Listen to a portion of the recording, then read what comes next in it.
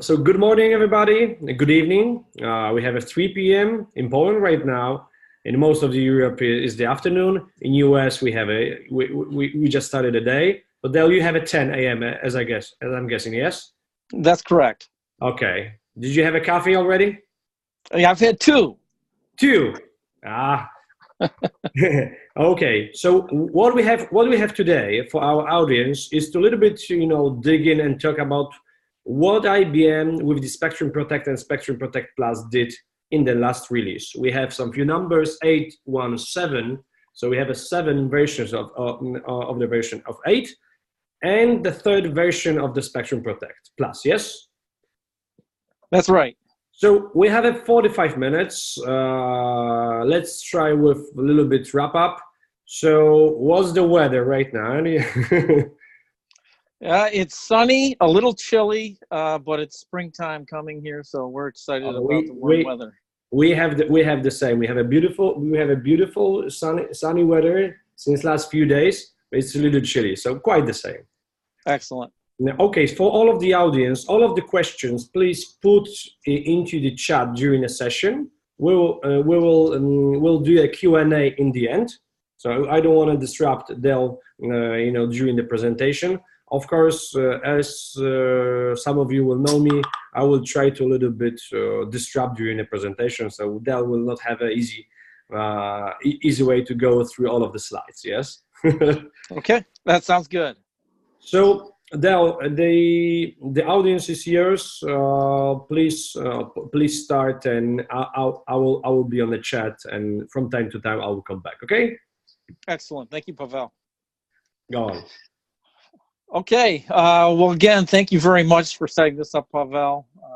And Storeware, you guys do an excellent job with the backup monster, and I hope someday that Pawel will invite me to the Friday dose. I can't wait to hear that band live. It's some excellent work that you guys do there. For those that don't know me, my name is Del Hoobler. I'm an offering manager for the Spectrum Protect portfolio. I've been working with Spectrum Protect way before it was called Spectrum Protect. It was ADSM, and before the TSM. Before that was ADSM.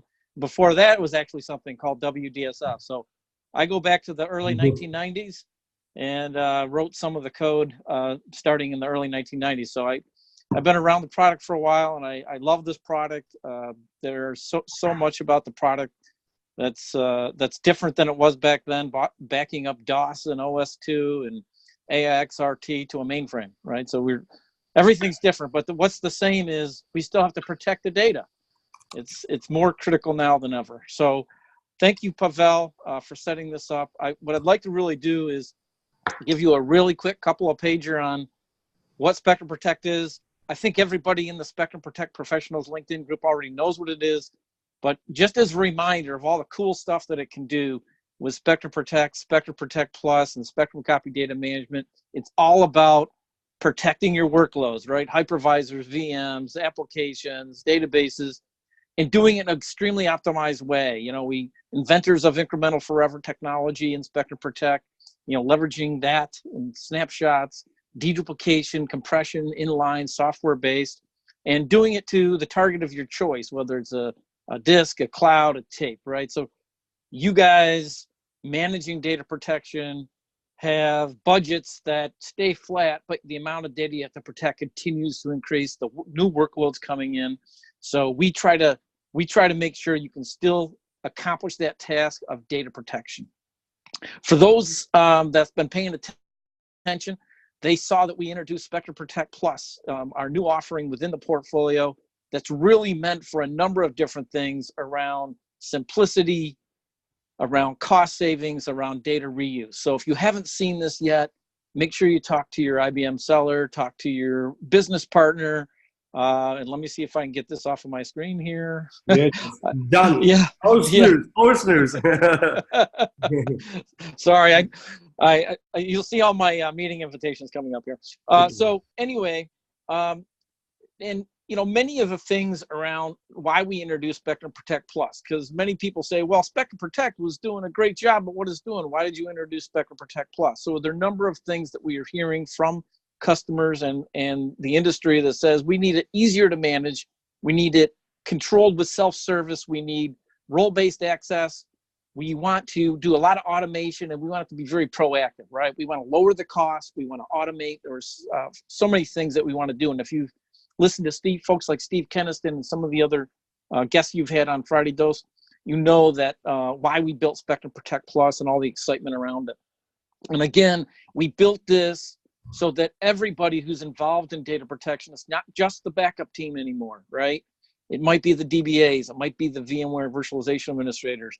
The line of business people might need to get access to their data, the developers, right? So lots of people need to get access to that data and really unlock the value of that data. So it used to be you copy bits from A to B, and then you put the tape on the shelf and it stays there cold. But getting access and utilizing that backup repository that used to be just for recoveries, right, or maybe DR, unleashing and unlocking the power of that data for things like DevOps, analytics, patch management, right? I think you've heard us talk about this stuff, and we're really starting to see this take off tremendously. And Spectrum Protect Plus gives us that platform to enable snapshots, instant access to those snapshots, and reuse of that data. So as a collective portfolio, we have the best of both, right? We have the long, rich, proven history of Spectrum Protect, its wide application and platform support, along with the new capabilities of Spectrum Protect Plus, the simplicity, the agentless data protection, instant recovery, data reuse that I just talked about, RBAC, self-service, all the cool stuff collectively in the Spectrum Protect suite. So a lot of really cool stuff going on. And if you haven't seen it, we have online demos of both the Operations Center for Spectrum Protect, as well as brand new, we just brought this out, Spectrum Protect Plus demo that you can just Google and find it, right? I also have the link there, so we'll share this presentation afterwards. But essentially, you can actually go on and play with it and see what it looks like. If you're a Spectrum Protect Suite customer, you're actually entitled to the product already. You can download it from Passport Advantage. You can start utilizing it, trying it out, seeing if it meets your needs, and I think you'll really, really like what you see. So let's get to what did we just add. So in February, we announced and released both Spectrum Protect Plus 10.13 and Spectrum Protect 8.17.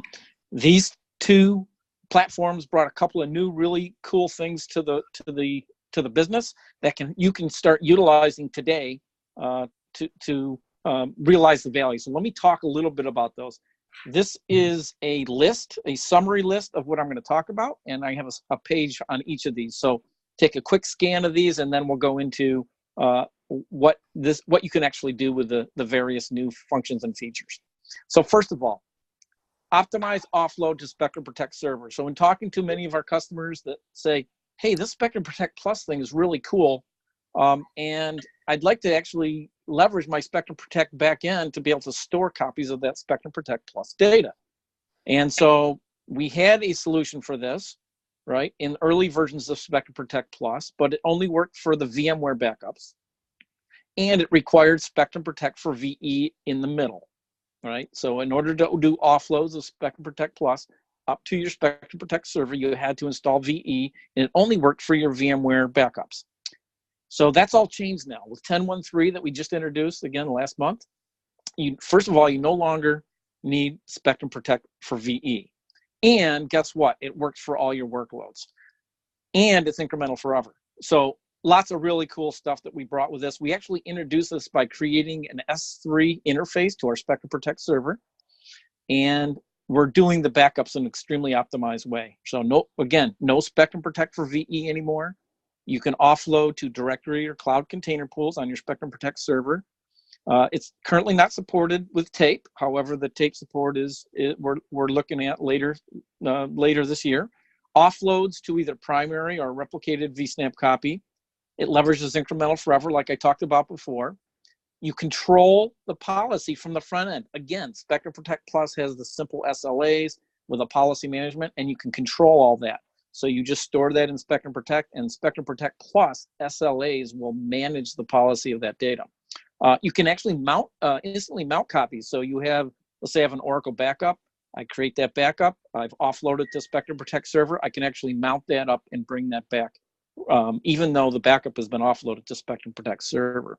And it's supported for all the workloads, not just the VMware. It's also VMware, Hyper-V, Oracle, SQL, Exchange, MongoDB, and DB2.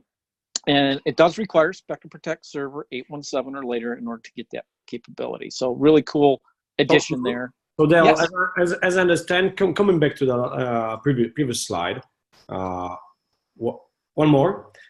We have a container right now, yes. So we supporting also the disk pool, containers pool, and the tape will be in the near future, yes. So yeah, so the current offload right now will go to either a directory container or a cloud container. So those are valid destinations for your Spectrum Protect backups. It need to be a container pool, yes. Okay. Okay. Good. Yes. One. Yep. Excellent question.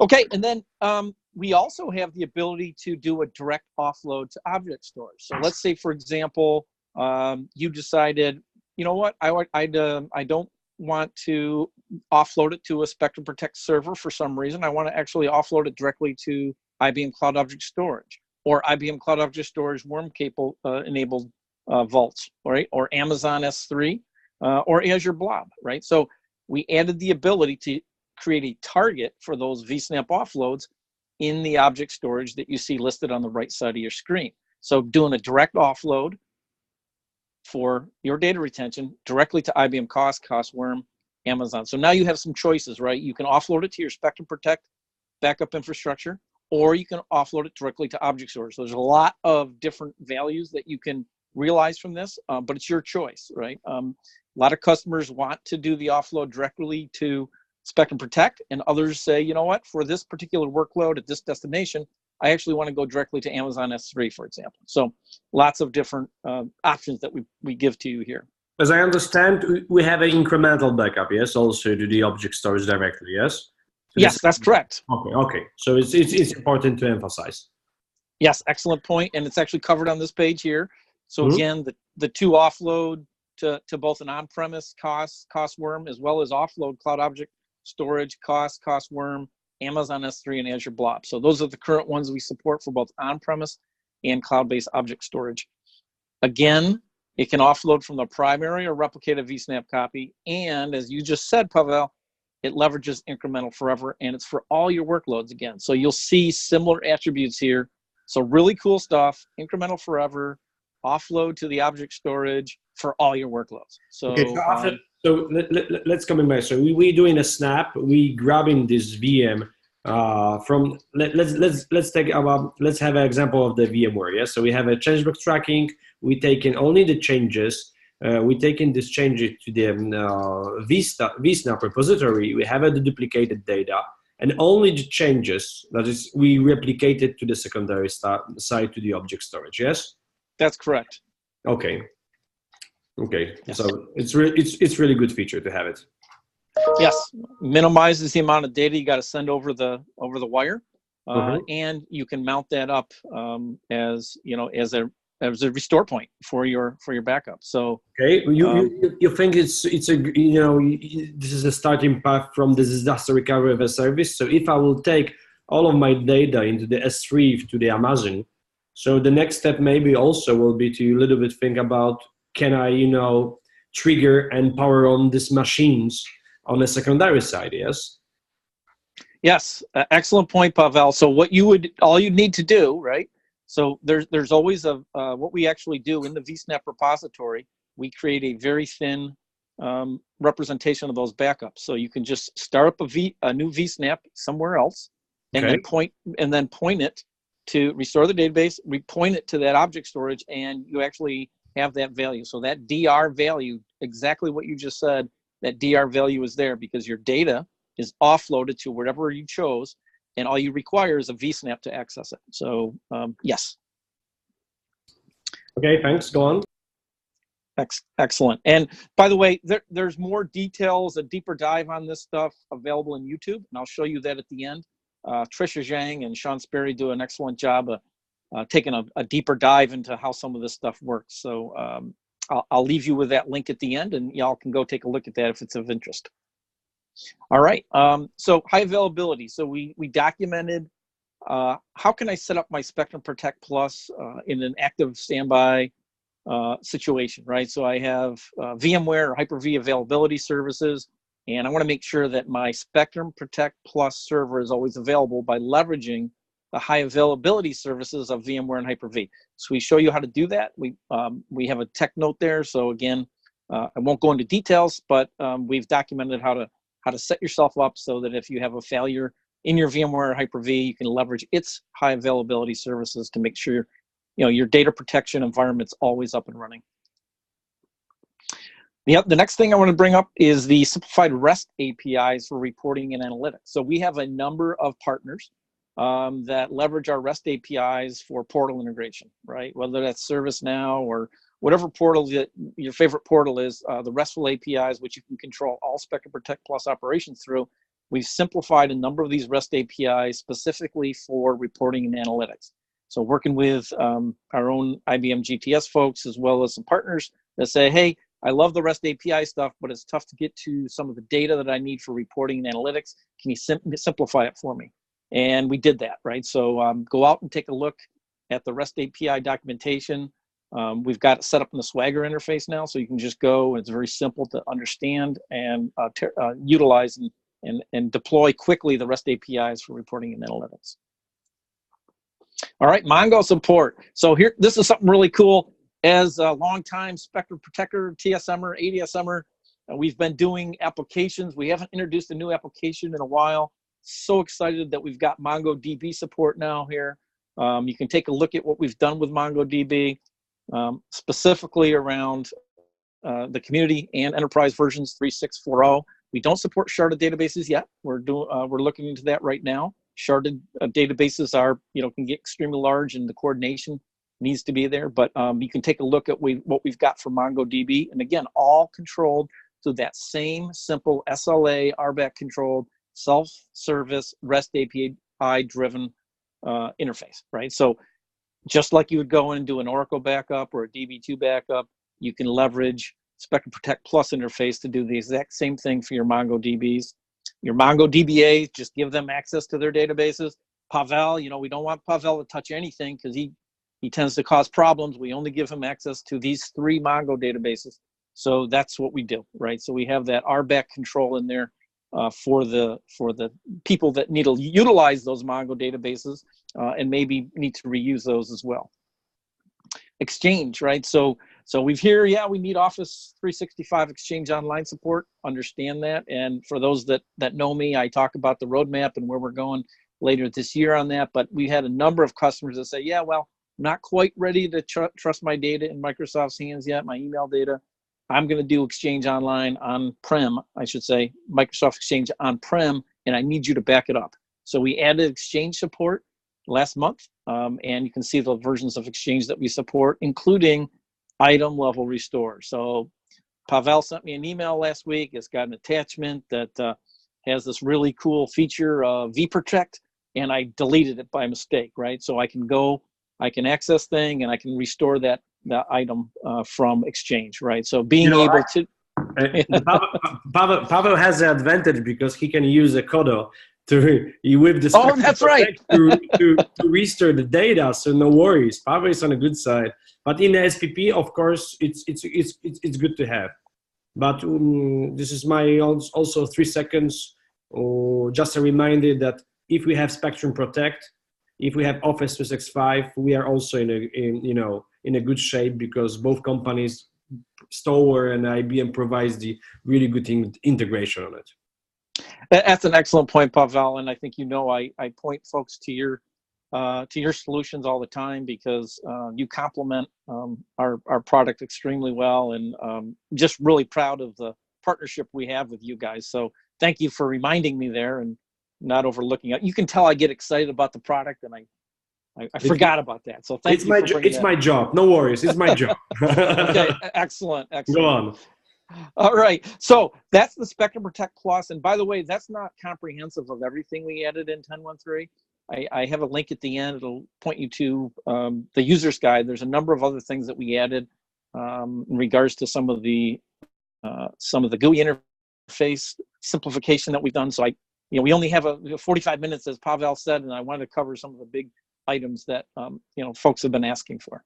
So let's jump over to Spectrum Protect 817. Again, this product continues to put out enhancements to the product, a lot of really cool stuff, including retention sets. If you haven't looked at retention sets, you may have heard us or me refer to it as one protect or single ingest. We've had a number of different names, and, you know, I don't know, within IBM, we like to rename stuff every once in a while. So either way, as we shipped it last month, it was called a retention set, and I'll tell you a little bit about those. And then some of the other things you can see on the screen there. And again, we're going to take a little bit deeper dive on each of these. So let's talk about retention sets. So let's say today I have the situation where I'm backing up my my VMs, and I do it nightly. I back it up every night, and I keep those for 30 days. However, my compliancy guy comes in and says, well, that's okay for operational recovery, but I need you to keep the backup you took on Sunday night. I need you to keep that for 90 days, and the backup that you take at the end of the month for that VM, I need you to keep for 3 years.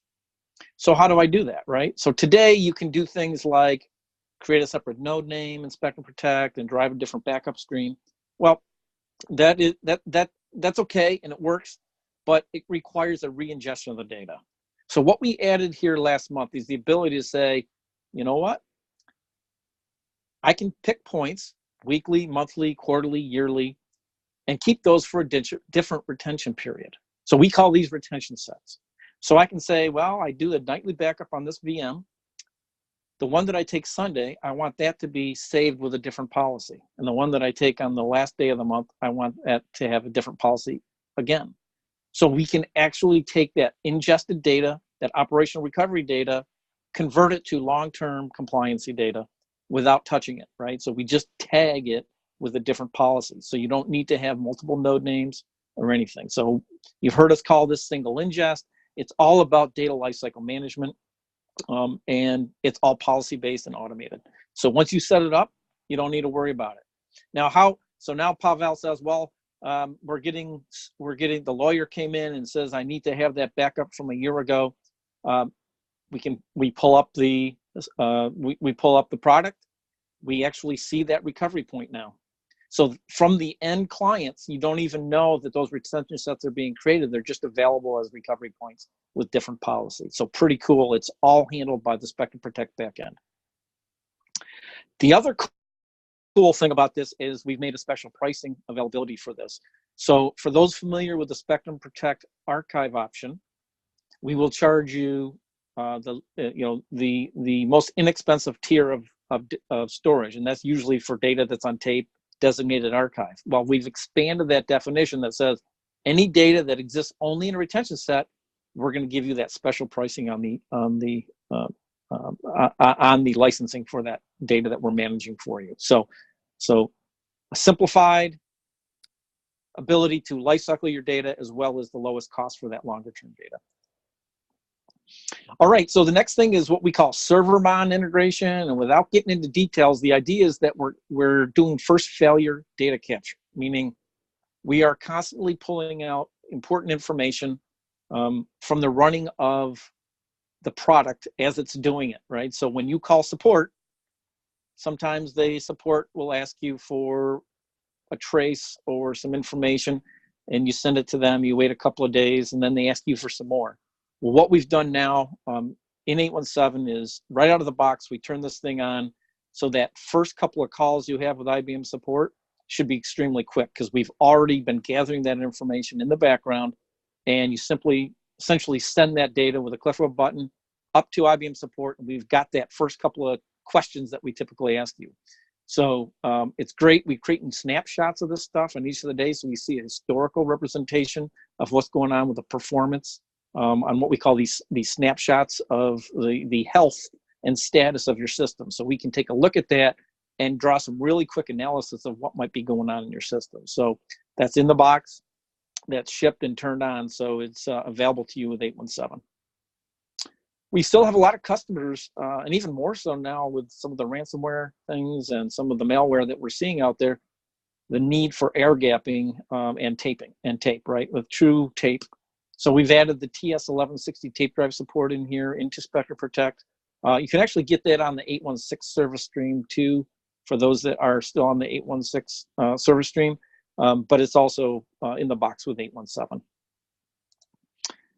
File recovery web client. So for those that remember a few years ago, or may still be using it, we had a web client. Well, in order to help secure your data, we had to turn that off. And I know that bothered some folks, because people like help desk needed to be able to restore data without having to go and log into that system and start up a BA client, for example.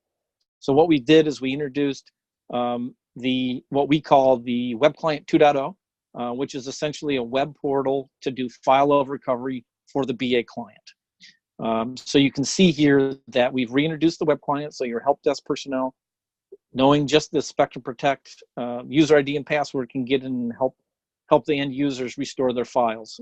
So this is bringing back the web client in a secure way, right? So it's all done now with standard security protocols. Okay, and then here's a number of other things that we introduced. Again, this presentation is not comprehensive of everything, and I'm going to give you some links to take a deeper dive on some of the other things that we introduced. But generally speaking, we can continue to do updates for currency, for maintenance, enhancements. So we added some things around Spectrum Protect for databases and mail, HSM Windows and on Unix, as well as the snapshots for Windows and Unix. Adding the new operating systems like Windows 2019, 2019 Core, new versions of Oracle, Exchange, Domino. Again, these continue to come out. We continue to update them so that as you adopt the new operating systems or applications or databases, that you can stay up to speed and continue to protect that critical data in your company. And then, of course, we added some additional scalability and performance things, and the bottom one around security, right? So security is at the top of everyone's mind, including ours. Cyber resiliency, I think you're going to see, and you haven't seen yet, some of the cyber resiliency discussions and how Spectrum Protect and its portfolio can really help you make sure your company, if it ever gets compromised by some malware, you can use it to help you not only get your business up and running very quickly, but can be assured and can sleep at night that you are protected. All right, so and for more information, as always, there was a whole bunch of information I talked about today. Tricia Zhang has a YouTube channel out there. If you know Tricia, she does a great job of taking a deeper dive, a technical deep dive into this. She and Sean have done a really nice job of putting together videos that will show you behind the scenes or behind the curtain what's going on with Spectrum Protect and Spectrum Protect Plus with these new introductions. I've also got a couple of links here for you. And again, I'll give this to Pawel and he can post it into the Knowledge Center, which will show you not only what I talked about today, but some of the other things that we've done for Spectrum Protect and Spectrum Protect Plus. I see that the Spectrum Protect links still have a TSM in the name, so it's good. Yes, yes. Yes. Yeah, so yeah, I mean, that was a really quick run through of what we have. And again, usually this generates more questions, but I hope you see that we continue to innovate, we continue to integrate, we continue to partner, lots of really cool stuff. And if any of you are going to the Atlanta IBM Tech University, come see me. I'm going to present the roadmap and show you what's coming out later this year. We've got a couple of releases planned for this year, some more really cool stuff around Plus, Spectrum Protect Plus and Spectrum Protect. Anyway, so lots of opportunities to show you what we've got already on the truck today and where we're going with the product. So, all right, Pawel, so okay. What kind of questions we got? So really appreciate for your part. So let's wait right now for some questions. I think okay, so we have a support for Exchange 2019. What do we support for the Office 365? Now, okay. In which product, Adam, you asking? No, SPP or the Spectrum Protect? Well, I can answer it either way, Pawel. So go on. The current thinking right now is that we will again, I can't give dates out here, but I can tell you that we understand that Office 365 Exchange Online is one of the hottest things that people would like to see within Spectrum Protect Plus interface. And we do have that targeted for later this year. So the Exchange Online portion of Office 365 is something that we plan to integrate into Spectrum Protect Plus later this year. But as Pawel said earlier, our Kodo, right? You can do your Office 365 today. So you do not need to wait for that. But so you have a couple of different options, and customers typically like to have some options on their choice. So as you know from Pawel and his team, these guys write excellent software. So if you need that support today, take a look at the Kodo. Okay. Thank you. So let's wait for the other questions. Will there be any enhancement or fixes for data protection for virtual environments moving forward? Yes. So we understand that Spectrum Protect Plus may not be something that you have time to roll out right now, right? We think once you do, and you might try it on a small part of your environment to see how you like it, see if it works. But we completely understand that both Spectrum Protect for virtual environments, as well as all of the TDPs and the BA clients for that matter, are still extremely important. And companies can't start leveraging the ingest engine of Plus yet. So absolutely, yes, we will continue to make minor enhancements, currency updates, fixes, and maintenance to all of the Spectrum Protect side of the agents, right? So all the agent-based stuff, we're going to continue to do that. So do not worry about that. We're going to continue to support you there. And when it's right, and when the time is right for you to maybe leverage Protect Plus and start moving it into your environment, then you can make the choice then. But we have a number of customers that actually are trying Plus out in a small part of their landscape and trying it out, getting it set maybe for a certain department, saying, hey, this is working well, and then start rolling it out bigger. But we don't have any fear there. We're going to continue making updates and enhancements to Spectrum Protect for VE until you're ready to move over.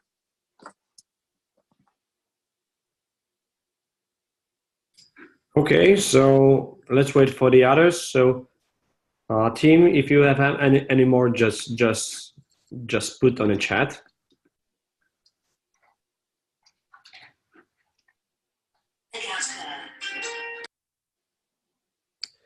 Okay, doke. So I think we are exactly running out of time. So it's 35 minutes. So it's really good.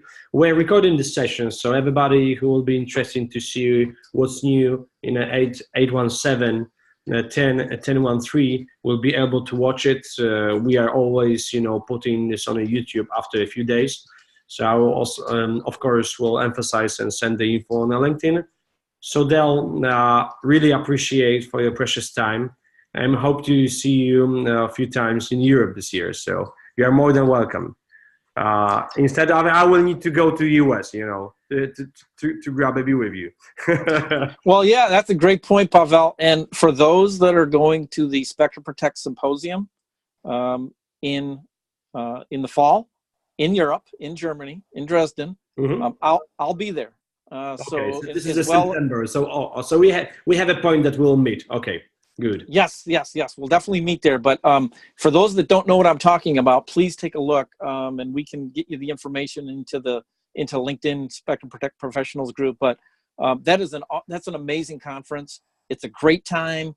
A lot of great people. Surrounding yourself with other folks with Spectrum Protect Plus, all the partners like Storeware. I mean, we have a lot of great, and it's a lot of fun too. So please make sure you get out there. It's in Dresden. But yes, I'll be coming to Europe, and so will a lot of our architects, right? So Jim Smith and Colin Dawson, a number of great folks on the team. Okay, great. So again, thank you for your time. For all of the attendees, thank you for your questions and that you've been with us. Let's stay in touch, and of course be more active on our user group IBM Spectrum Protect on LinkedIn. And see you next time on the next webinars. So Del, again, thanks and have a good day for everybody. Thank you. Bye-bye. Thank you. Cheers.